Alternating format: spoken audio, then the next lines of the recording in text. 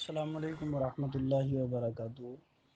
Doctor صاحب کی مشغولیات میرے علم کے اندر ہیں، تو اس لیے آپ کے لیے یہ بات ہے بھی نہیں۔ آپ تو ماشاء اللہ موجود بھی رہتے ہیں اور مشغولیات بھی آپ کی کافی ہیں، اس لیے کوئی بات نہیں۔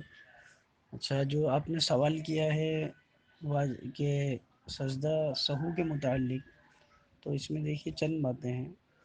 پہلی بات تو یہ ہے کہ سجدہ سہو کب واجب ہوتا ہے آدمی کے اوپر، کس صورت میں سجدہ سہو واجب ہوتا ہے۔ پہلا مسئلہ تو یہ ہے، سجدہ سہو واجب ہونے کے لیے فقہا نے، علامہ شامی وغیرہ رحمۃ اللہ علیہ نے، اسی طرح جو ہے فتاوی عالمگیری وغیرہ کے اندر چند اسباب لکھے ہیں سجدہ سہو واجب ہونے کے، کہ سجدہ سہو کب واجب ہوتا ہے۔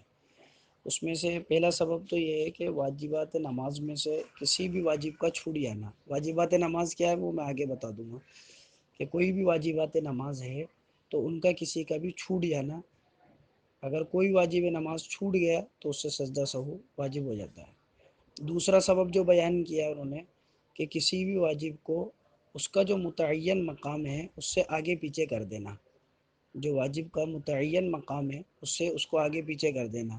متعین مقام سے مثال کے طور پر ایک میں بتا دوں، کہ جیسے پہلے سورہ فاتحہ پڑھنی ہے پھر سورت پڑھنی ہے، تو کسی نے کیا کرا، پہلے سورت پڑھ دی پھر سورہ فاتحہ پڑھ دی، یہ ہے واجب کو متعین مقام سے آگے پیچھے کر دینا۔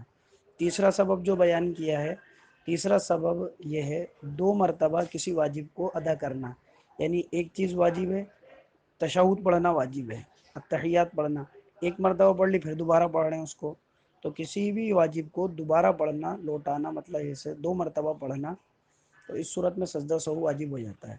چوتھا سبب جو بتایا انہوں نے، علامہ شامی وغیرہ نے، کہ سجدہ سہو کیسے واجب ہوگا، تو چوتھا سبب اس میں یہ ہے کہ کسی واجب میں تغیر کر دینا۔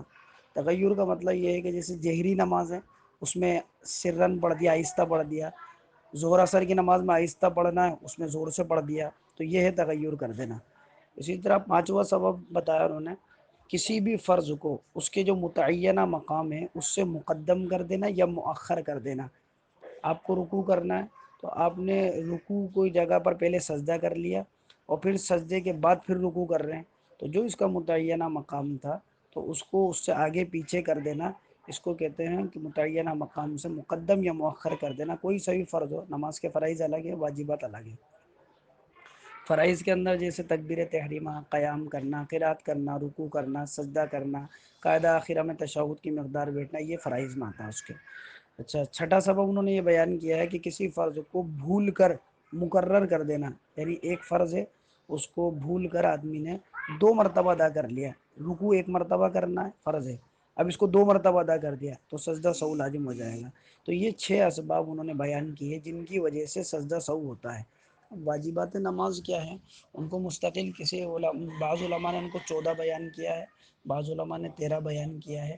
بہرحال جو واجبات نماز ہیں، تو واجبات نماز میں کوئی سا بھی واجب ترک ہو گیا یا آگے پیچھے ہو گیا، جیسا میں نے بتایا، کسی واجب میں تغیر ہو گیا، یا یہ کہ کسی واجب کو جو ہے نا، کسی واجب میں تغیر ہو گیا یا کسی واجب کو اپن نے تبدیل کر دیا، بدل دیا، متعینہ مقام سے آگے پیچھے کر دیا، تو وہ واجبات نماز کیا ہیں۔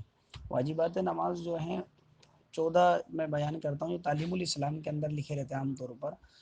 نمبر 1، فرض نماز کی پہلی 2 رکعتوں کو قرات کے لیے مقرر کرنا۔ فرض کی جو 2 رکعت ہوتی ہیں شروع کی، اس میں قرات کرنا۔ اصل میں مسئلہ کیا ہے، جسے مصنف ابن ابی شیبہ وغیرہ حدیث کی کتابوں میں، یہاں پر بعض کتابوں کے اندر یہ چیز ملتی ہے کہ جو بعد کی 2 رکعتیں نا، فرض کی، صرف فرض کی بات کر رہا ہوں، فرض کی جو بعد کی 2 رکعتیں ہیں، تو ان بعد کی 2 رکعتوں کے اندر قرات کرنا ضروری نہیں ہے۔ نہ تو سورہ فاتحہ کا پڑھنا ہمارے نزدیک واجب ہے، نہ کوئی اور قرات کرنا۔ پڑھنا تو چاہیے سورہ فاتحہ، لیکن واجب کے درجے میں نہیں ہے۔ کسی نے اگر کھڑے ہو کر صرف سبحان اللہ کہہ دیا اور پھر رکوع میں چلا گیا تو بھی نماز ہو جائے گی۔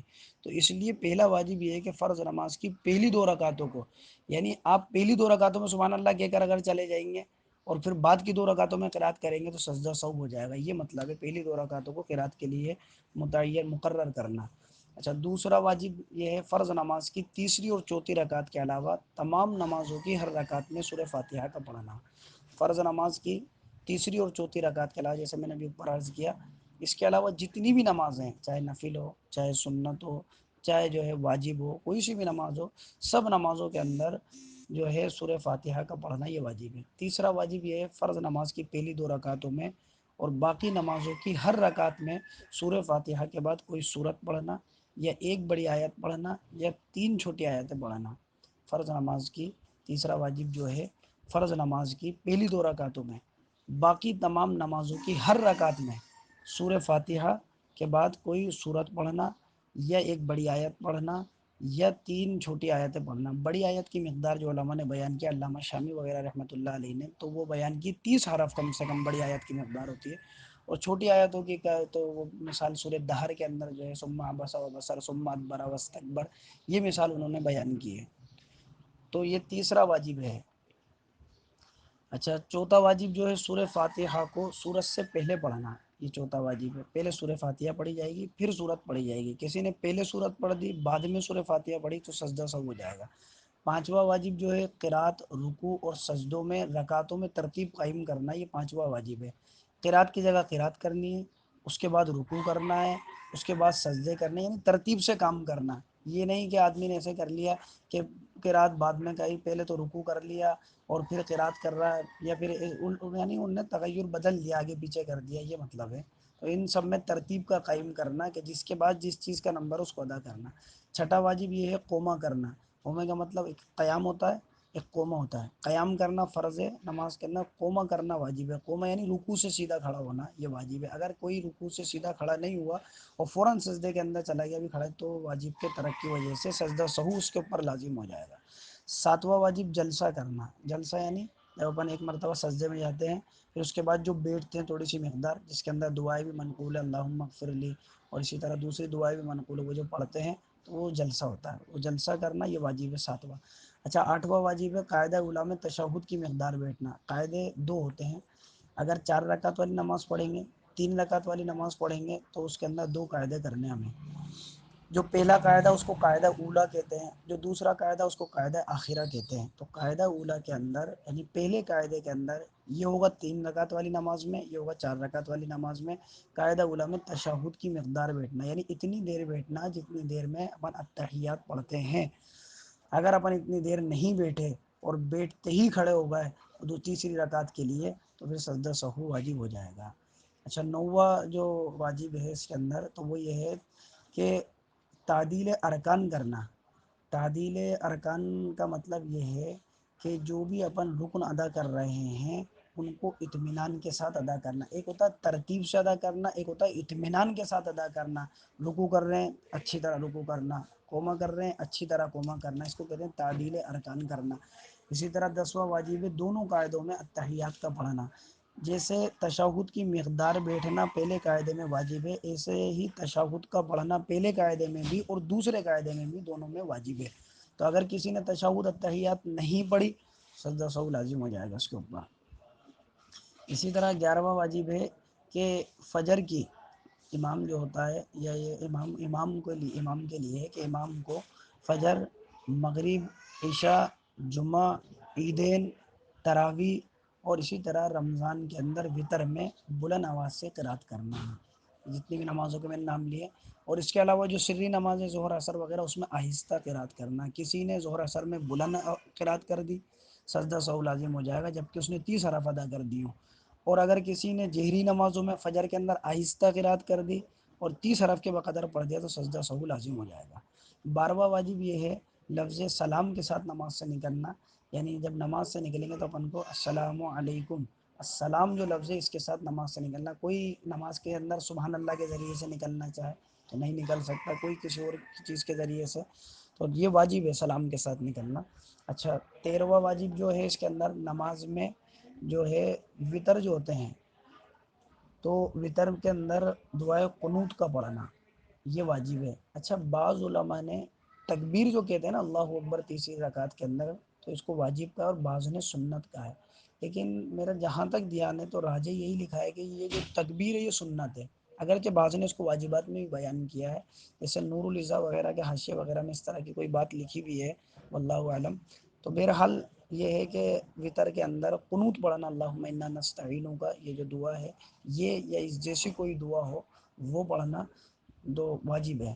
اور اسی طرح اس کے لیے تکبیر کہنا، یعنی جب اپن قرات کر لیں، سورہ فاتحہ پڑھ لیں، سورت پڑھ لیں، تو اس کے بعد اللہ اکبر کہہ کر یہ تکبیر کہنا بعض کے نزدیک واجب ہے، تو یہ دونوں ملا کر ایک واجب سمجھ رہے ہیں. تو اچھا، دعائے قنوت میں مسئلہ یہ ہے کہ دعائے قنوت یاد کرنا چاہیے آدمی کو اور پڑھنا چاہیے. اگر کسی کو لیکن دعائے قنوت یاد نہیں ہے تو بہت سارے لوگ قل هو اللہ احد پڑھ لیتے ہیں. بعض علماء نے اگرچہ اس کی اجازت دی ہے کہ قل هو اللہ احد پڑھ لیں، لیکن بعض علماء نے منع بھی کیا ہے، اور وہ یہ کہتے ہیں کہ قل هو اللہ احد نہیں پڑھیں، بلکہ اس کی جگہ ربنا آتنا فی الدنیا حسنہ وفی الآخرۃ حسنۃ وقنا عذاب النار، یہ 3 مرتبہ پڑھ لیں یا 1 مرتبہ. اگر یہ بھی یاد نہیں ہو تو اللہم اغفر لی، اللہم اغفر لی یہ پڑھ لیں. اگر یہ بھی یاد نہیں ہو تو یا ربی یہ 3 مرتبہ کہہ لیں دعائے قنوت کے اندر. لیکن دیکھیے اس کا مطلب یہ نہیں ہے کہ صرف اسی پر اکتفا کریں، دعائے قنوت یاد کرتے رہیں. جب وہ یاد ہو جائے تو پھر اس کو پڑھنا چھوڑ دیں، دعائے قنوت پڑھیں. یہ جو میں نے مسائل بیان کیے یہ ایک مسائل نماز ہے، مدلل مسائل نماز. کبھی کبھی میں اس کا حوالہ بھیجتا ہوں، اس میں یہ سارے مسئلے دعائے قنوت کے لکھے ہوئے ہیں. 14واں جو نمبر ہے واجب کا نماز میں، تو وہ دونوں عیدوں میں زائد تکبیریں کہنا ہے. دونوں عیدوں میں اپن جو زائد تکبیر کہتے ہیں نا، پہلی رکعت کے اندر 3 زائد تکبیر، دوسری میں 3 زائد تکبیر کہتے ہیں، اللہ اکبر اللہ اکبر، تو وہ زائد تکبیریں واجب ہیں. تو یہ 14 واجبات ہیں نماز کے. فرائض میں نے پہلے بیان کر دیے تھے اس کے اندر. تو فرائض میں تقدیم تاخیر ہو جانا، واجب کا چھوٹ جانا، واجب کا آگے پیچھے ہو جانا، واجب میں تغیر ہو جانا، یہ ساری چیزوں سے سجدہ سہو لازم ہوتا ہے. اچھا، دوسری بات اس میں یہ ہے، تیسری بات یہ ہے کہ سجدہ سہو کرنے کا طریقہ کیا ہے. سجدہ سہو کرنے کا طریقہ یہ ہے کہ آدمی سے جب کوئی غلطی ہو گئی تو پھر وہ اتحیات میں بیٹھ جائے. بیٹھنے کے بعد اتحیات پڑھے پوری کی پوری. جب پوری اتحیات ہو جائے، اشہد ان لا الہ الا اللہ واشہد ان محمدا عبدہ ورسولہ، یہاں تک پڑھ لے تو ایک طرف سلام پھیرے. سلام پھیرنے کے بعد واپس سجدے کے اندر جائے، اللہ اکبر کہہ کر سجدے کی تسبیح پڑھے، پھر بیٹھے جلسہ کرے، پھر سجدے کے اندر جائے، پھر بیٹھے، پھر دوبارہ اتحیات پڑھے، اور اتحیات پڑھتے ہوئے پھر آخر تک درود شریف، دعائے معصورہ وغیرہ سب پڑھے اور پھر سلام پھیر دے. یہ جو طریقہ ہے یہ حضرت عمر رضی اللہ عنہ سے غالباً منقول ہے، اور ابو داؤد وغیرہ کی شاید روایت ہے. مجھے پہلے پڑھا تھا کافی، تو اس لیے دھیان اتنا پکا نہیں ہے، لیکن بہرحال روایتوں میں یہ طریقہ موجود ہے. ایک دوسرا طریقہ اور ہے جو شافعی المسلک حنابلہ مسلک کے نزدیک ہے، اور وہ اس کو زیادہ راجح مانتے ہیں. حنفیہ اس کو زیادہ راجح مانتے ہیں، اس لیے اسی طرح کرنا چاہیے جیسے میں نے بتایا، کیونکہ ہم عام طور پر حنفی المسلک ہے اور حدیث سے ثابت ہے یہ طریقہ بھی. اچھا، دوسرا ایک طریقہ جو ہے وہ یہ ہے کہ بغیر سلام پھیرے، یعنی اتحیات پڑھ کر بغیر سلام پھیرے 2 سجدے کر لیتے ہیں، اور پھر اس کے بعد وہ کیا کہتے ہیں واپس اتحیات پڑھ کر اور آگے کی نماز میں پھر اتحیات، درود شریف، دعائے معصورہ پڑھ کے سلام پھیرتے ہیں. یہ طریقہ شافعی المسلک حنابلہ مسلک کے نزدیک ہے، اور ان کے نزدیک وہ طریقہ صحیح ہے اور وہ اس پر ہی عمل کریں گے. ہمارے نزدیک یہ طریقہ راجح ہے، ہم اس پر ہی عمل کریں گے. اس لیے ہم ان کو یہ نہیں کہیں گے کہ تم غلط کر رہے ہو، نہ وہ ہم کو یہ کہہ سکتے ہیں کہ ہم غلط کر رہے ہیں. وہ اپنی جگہ صحیح ہے، ہم اپنی جگہ صحیح ہے، کیونکہ ہمارے جو امام ہیں وہ بھی مجتہد ہیں، اور انہوں نے اپنے دلائل کے ذریعے سے اس بات کو راجح کہا، اور انہوں نے ان کے دلائل کے ذریعے سے اس کو راجح کہا. دونوں اپنی اپنی جگہ پر صحیح ہیں. مجتہد جب کسی مسئلے میں اجتہاد کرتا ہے اور وہ اجتہاد سے ایک رائے قائم کرتا ہے حدیث کو سامنے رکھ کر، قرآن کو، تو وہ اپنی جگہ صحیح ہوتا ہے. دوسرا مجتہد اپنی جگہ صحیح ہوتا ہے. لیکن ہمیں کرنا یہی طریقہ ہے جس طریقے سے ہم کرتے ہیں، کیونکہ ہم حنفی المسلک ہیں. السلام علیکم ورحمۃ اللہ وبرکاتہ.